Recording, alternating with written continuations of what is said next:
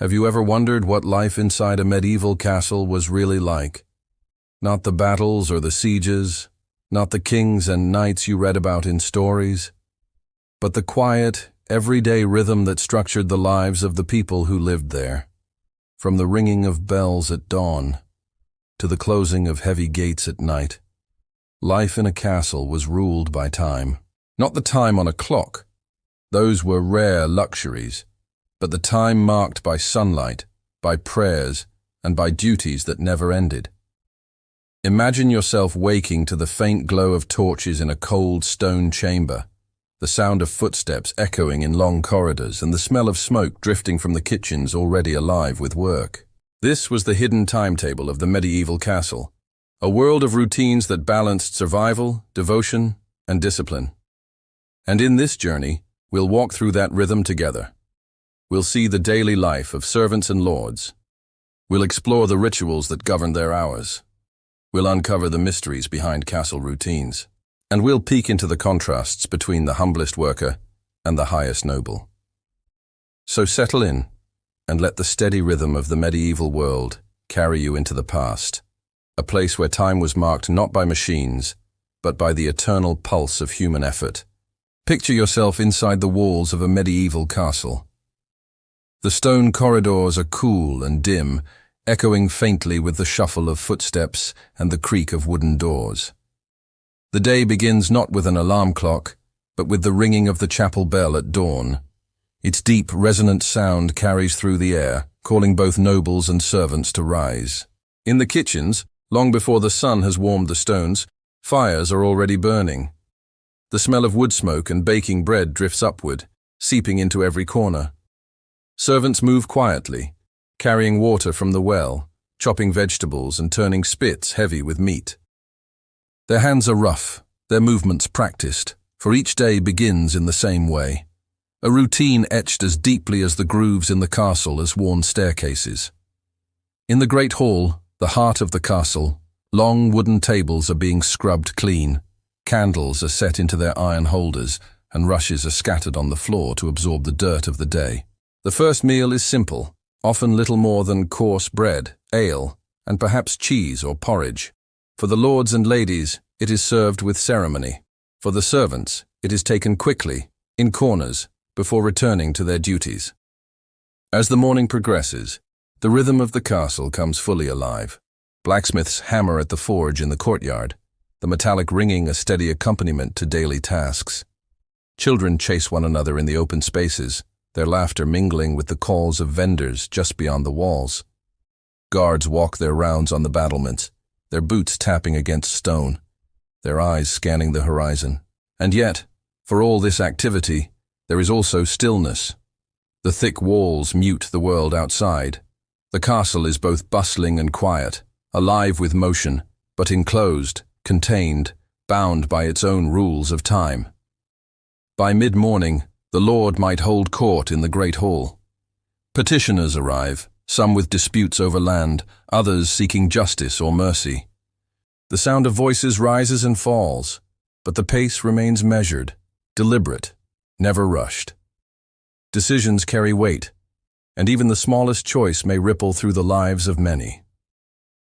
This was the daily rhythm of the medieval castle, not the chaos of constant fighting, as legends often suggest, but a carefully structured world of labor, devotion, and duty. A world where time moved slowly, measured by bells, meals, and the steady march of tasks. Imagine for a moment one particular lord of the 12th century, not a king, not a conqueror, but the quiet master of a stone fortress tucked within the rolling green hills of Europe. Let us take, for example, Lord William Marshall, a man remembered not only as a knight but as a steward of castles, lands, and people. When we think of a medieval lord, our minds often go to banners flying in battle, swords raised in triumph. But in truth, much of his life was bound to the steady rhythm of his household, the management of duties, and the lives of those who lived under his protection. William Marshall rose each morning to prayers in the castle chapel, his breath visible in the chill of dawn, his hands brushing against the cold stone as he entered. There, beside his family, he stood in quiet reflection, listening to the low chanting of monks and priests. Religion framed each day, as much a part of the castle as the stones themselves. Afterwards, he moved to matters of governance. A noble's day was filled with listening, judging, and deciding. Petitioners came before him, farmers disputing a boundary, soldiers requesting provisions, tenants seeking mercy from overdue rents. His task was to weigh their words carefully, his responses shaping not just the fate of individuals, but the peace of the entire estate. At times, his decisions carried a heavy burden. A wrong judgment could spark resentment. A harsh ruling could break a family. But too much leniency could invite disorder. So he listened patiently, letting silence stretch between words, using time itself as a tool of wisdom. Beyond governance, there were also duties of hospitality. A castle was never truly quiet, for visitors arrived often, traveling knights, merchants, clerics, even performers. Each had to be welcomed, housed, and fed according to their rank. The great hall, with its long tables and high ceilings, was not just a place for feasts, but a stage upon which the lordess' generosity and reputation were displayed. William Marshall himself understood the balance of display and restraint. He did not build simply for grandeur, but for endurance. The castles he oversaw were not glittering palaces, but fortresses designed to last centuries, their walls carrying the weight of both war and peace. To walk those halls today is to feel the echo of his hand in their very design, practical, unyielding, and yet quietly human. And so, while the chronicles of the age remember knights in shining armor, the daily reality was different. A lord was as much a caretaker as a warrior, his legacy written not only in battles, but in the lives of those who live safely within the stone walls.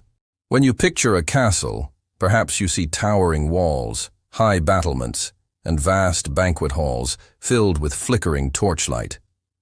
But the truest character of a castle is often found in the places tucked away from view, where time slows and silence lingers.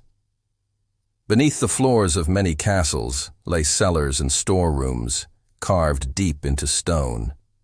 Here, barrels of ale and salted meat lined the walls, waiting for the long winters or for times of siege. The air was always cool and damp, heavy with the smell of preserved fish, dried herbs, and grain. Archaeologists today find traces of these supplies, charred seeds, shards of pottery, fragments of wooden barrels, faint but enduring whispers of survival strategies. Then there were the secret passages, not just the stuff of legends. Some castles contained narrow stairways spiraling into walls, hidden doorways masked by tapestries, or escape tunnels leading to rivers and forests beyond. These were not built for adventure, but for necessity, safety in case the walls were breached. When discovered centuries later, these hidden corridors stir a quiet fascination, as though the stones themselves once held secrets too vital to be revealed. Even the architecture carried layers of meaning. In the stone carvings, we see hints of humor, faith, and fear. Some gargoyles appear fierce, their grimacing faces meant to ward off evil spirits, but others are playful, squat little creatures frozen mid-grin. To walk beneath them is to feel the strange balance of the medieval mind, practical, pious, but never without imagination. And deep inside the chapel, we see culture in its most enduring form. The walls sometimes bore faint paintings, saints, angels, and biblical stories brushed carefully onto plaster. Though many have faded, fragments remain. Colors worn to gentle earth tones, figures softened almost to shadow. Archaeologists, kneeling with brushes and lights, coax these ghosts of paint back into sight, piecing together the devotional rhythm of lives long gone.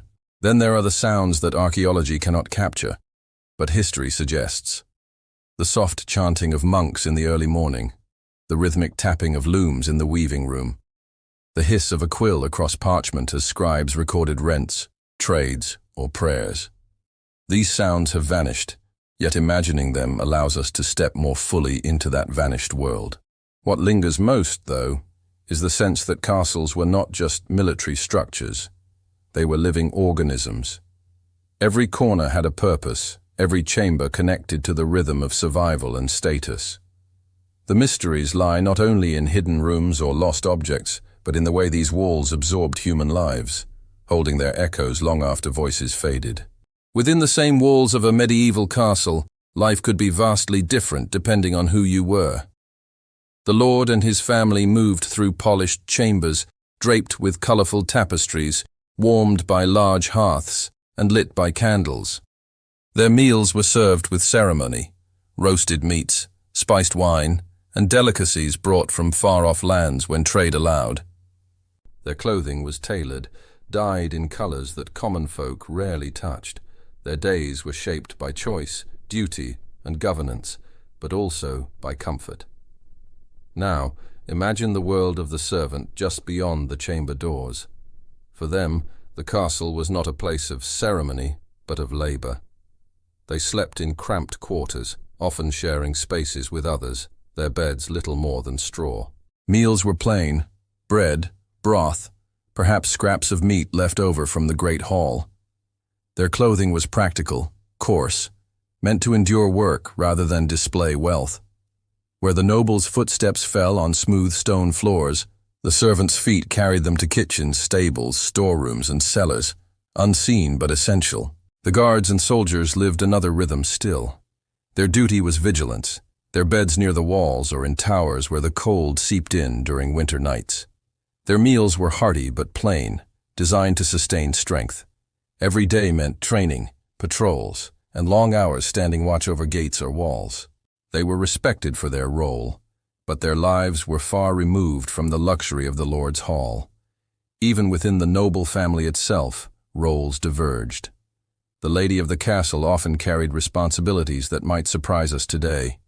She oversaw household management, food stores, and servants, ensuring order in the domestic sphere while her husband tended to matters of war or politics.